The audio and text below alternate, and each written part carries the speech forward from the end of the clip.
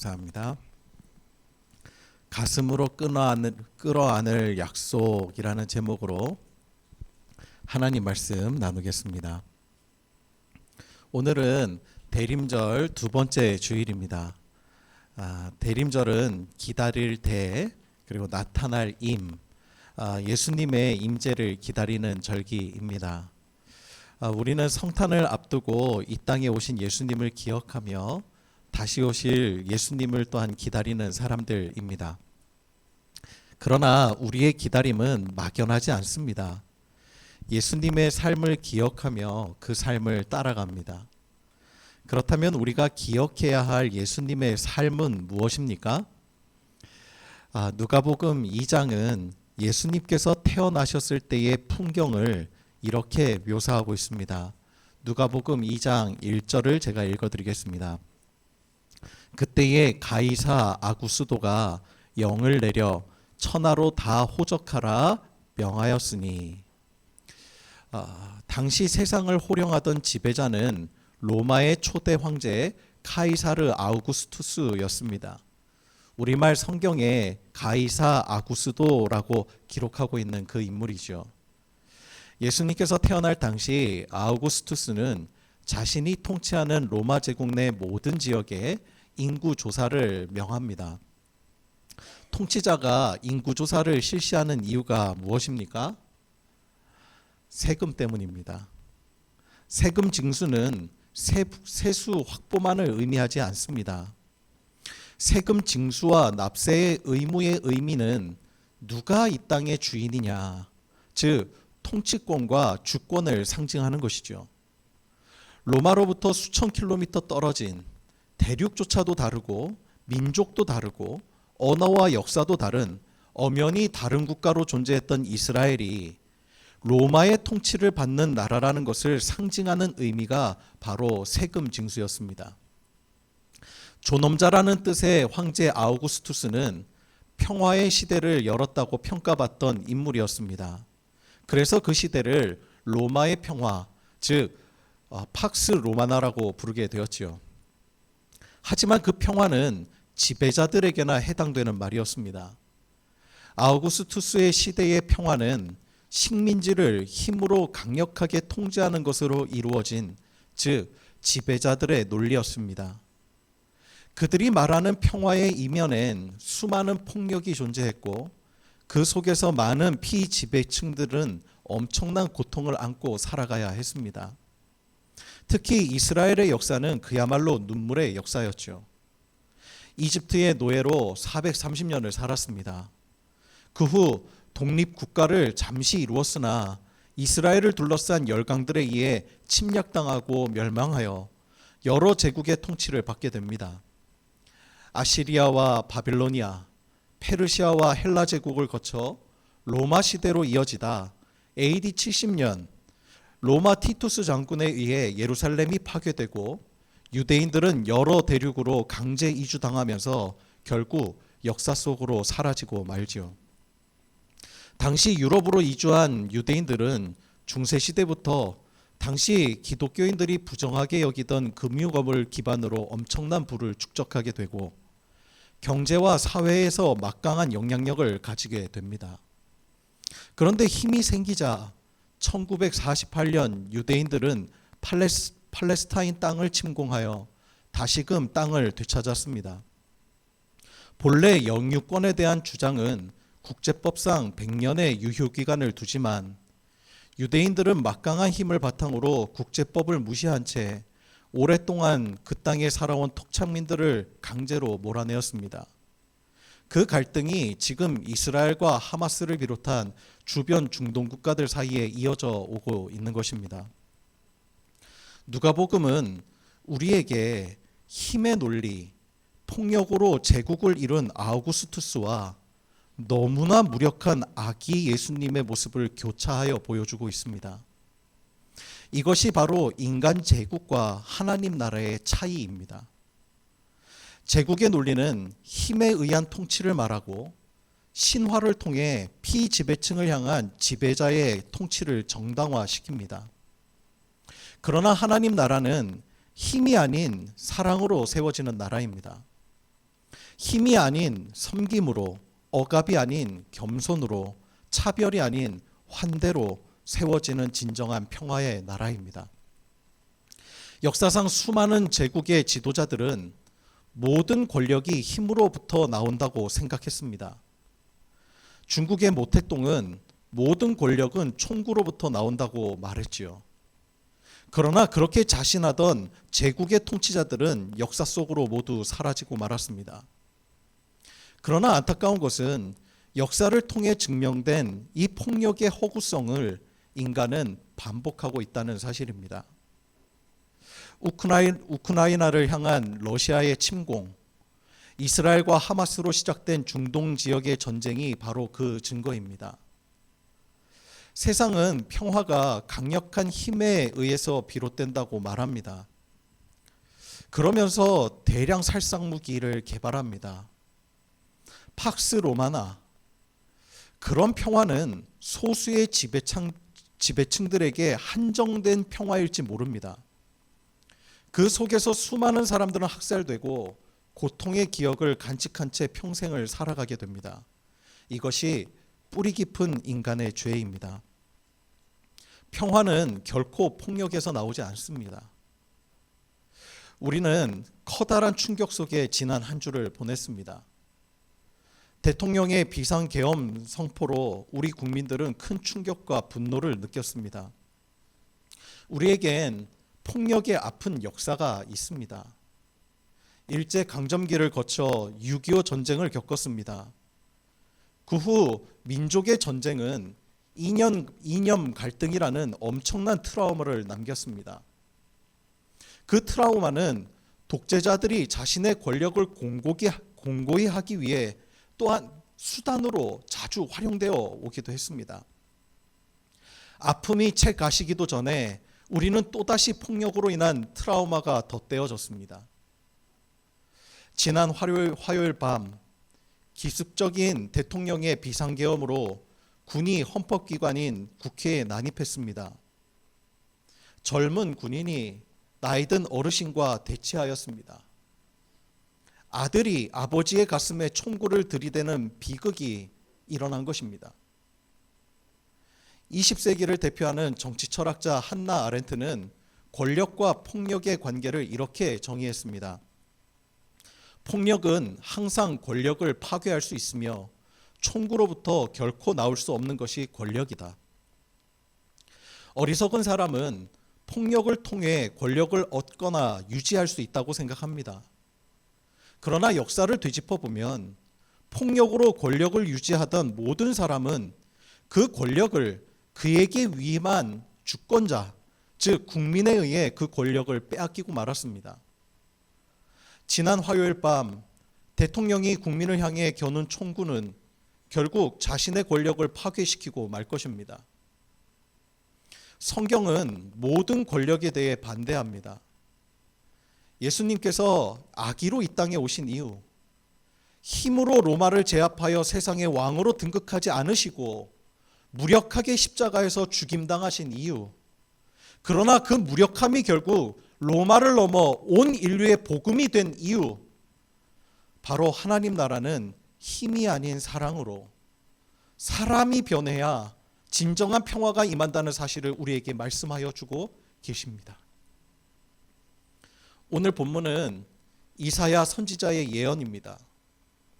죄악으로 물든 이스라엘을 향한 심판과 폭력으로 수많은 나라를 괴롭혀온 제국들에 대한 심판을 예고하던 이 이사야는 하나님의 심판 후 새롭게 회복될 그 나라에 대한 믿어지지 않는 예언을 지금 하고 있습니다. 그것이 바로 오늘 본문의 내용인 거죠. 먼저 23절을 보도록 하겠습니다. 23절의 말씀 우리 다 같이 한번 봉독해 볼까요? 시작. 그날에 애굽에서 아수르로 통하는 대로가 있어 아수르 사람은 애굽으로 가겠고 애굽 사람은 아수르로 갈 것이며 애굽 사람이 아수르 사람과 함께 경배하리라. 아멘. 여기서 그 날은 그들의 죄에 대한 하나님의 심판이 끝나고 하나님께서 회복하게 하실 그날을 의미합니다. 그날이 되면 이집트와 아시리아로 통하는 대로가 있어서 아시리아 사람이 이집트로, 또 이집트 사람이 아시리아로 가게 될 것이라고 말합니다. 그런데 생각해 보십시다. 과거엔 이런 대로와 이런 교류가 없었습니까? 있었습니다. 이스라엘과 이집트와 아시리아 사이에 이스라엘이 있습니다. 이들을 잇는 국제 대로가 이스라엘을 통과하고 있고, 이 대로를 통하여 이집트와 아시리아뿐만 아니라 먼 유럽까지 교역을 해왔습니다. 그렇다면 23절의 표현은 무엇을 상징하고 있는 것이지요? 과거엔 그 대로로 무역도 했지만 그 대로를 통하여 수많은 전쟁이 벌어졌습니다. 열강들은 전쟁의 우위를 선점하기 위해 아프리카와 아시아, 유럽 대륙을 잇는 이스라엘의 지역을 두고 이 엄청난 전쟁을 치렀습니다. 벌여왔습니다. 오죽했으면 사람들이 요한계시록에서 기록한 최후 전쟁 아마겟돈이 국제대로 해변길이 통과하는 이스라엘 평야 지역에서 벌어질 것이라고 했겠습니까? 과거 국제대로는 이스라엘에게 그런 의미였습니다. 무역을 통한 부를 가져다 주기도 하지만 그 부마저도 언제든지 약탈당할 수 있고 언제든지 내 가족이 죽임당할 수 있고, 그래서 예수님은 그렇게 억압받고 아픔을 당하는 그들에게 사망의 그늘에 앉은 자들이라고 말하셨습니다. 전쟁의 불안과 후유증으로 고통을 주는 상징, 그것이 바로 대로의 의미였습니다. 그런데 오늘 본문은 하나님께서 그 모든 심판을 마치고 이 땅을 회복시켜 주실 그날의 대로는 이전의 대로와 전혀 다른 의미를 가지고 있습니다. 철천지 원수로 지냈던 이집트와 아시리아가 더 이상 전쟁으로 이 대로를 사용하지 않고 서로 소통하고 서로 교제하면서 심지어 함께 하나님을 경배하는 그런 날이 오게 될 것이라고 주님 말씀하십니다. 그리고 그 말씀이 24절에 이어집니다. 24절을 우리 다 같이 읽겠습니다. 시작. 그날에 이스라엘이 애굽 및 아수르와 더불어 셋이 세계 중에 복이 되리니. 아멘.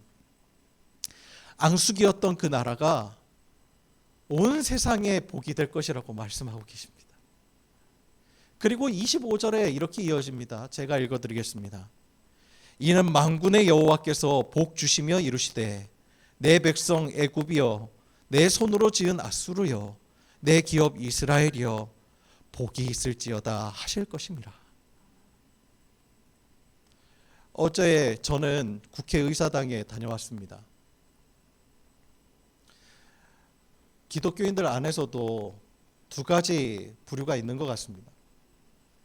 이때 골방에 들어가서 기도해야 할 때라고 말하는 분들도 계시고, 또 나가서 행동해야 될 때라고 말씀하시는 분들도 계십니다. 만약 여러분의 가족 중에 심장마비로 누군가 눈앞에 쓰러졌다면 여러분들은 어떻게 하시겠습니까?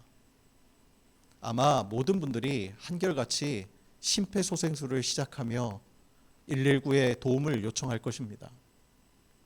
그리스도인은 하나님께서 이 땅에 보내신 양심입니다. 하나님 나라의 전령사입니다. 우리는 행동하는 동시에 하나님께 간구하는 존재들입니다. 어떤 것도 잘못된 것이 없습니다. 저는 어제 국회의사당에 다녀온 뒤에 골방에 들어가 무릎을 꿇고 이사야의 말씀을 되풀이하며 계속 읽었습니다. 읽고 또 읽었습니다. 지난 주간 기도하면서 말씀을 읽다가 오늘 본문 앞에 목이 메어 통곡하고 울었습니다. 원수지간이었던 애굽과 아수르와 이스라엘이 함께 하나님을 예배하게 될 날, 전쟁의 도화선 같았던 이 세 나라가 하나님의 복이 될 것이라는 이 믿어지지 않는 그 말씀에 우리나라가 품어졌기 때문입니다. 이 믿어지지 않는 약속, 이렇게 갈라지고 분열하고 여전히 전쟁과 폭력의 트라우마가 가슴 속에 남아있는 우리가 하나가 될 수 있을까? 잘 믿어지지 않고 입에서 떨어지지 않았지만 이 말씀을 붙잡고 기도했습니다. 그리고 믿어지지 않지만 주님의 강권하심으로 고백했습니다. 주님, 사실 잘 믿어지지 않지만 주님의 말씀과 이 약속을 제가 믿습니다. 가슴에 이 약속을 끌어안습니다. 이 나라가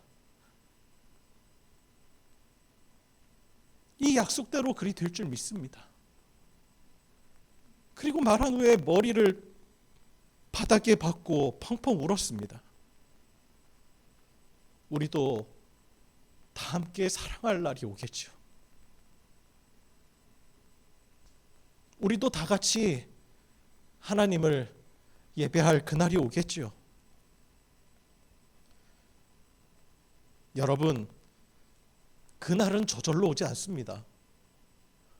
폭력으로 인해 평평한 곳이 없는 거친 지형이 되어버린 이 세상을 이사야 선지자는 이렇게 말하고 있습니다. 이사야 40장 3절에서 4절 말씀입니다. 제가 읽어드리겠습니다. 외치는 자의 소리여 이르되 너희는 광야에서 여호와의 길을 예비하라.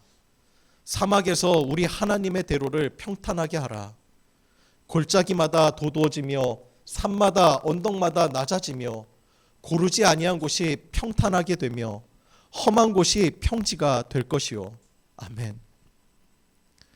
그리스도인은 힘의 논리와 폭력으로 거친 지형이 된 세상을 평탄하게 하는 사람입니다. 그러기 위해선 나와 너를 가르고 차별하고 냉소적인 우리의 마음이 녹아내려져야 합니다.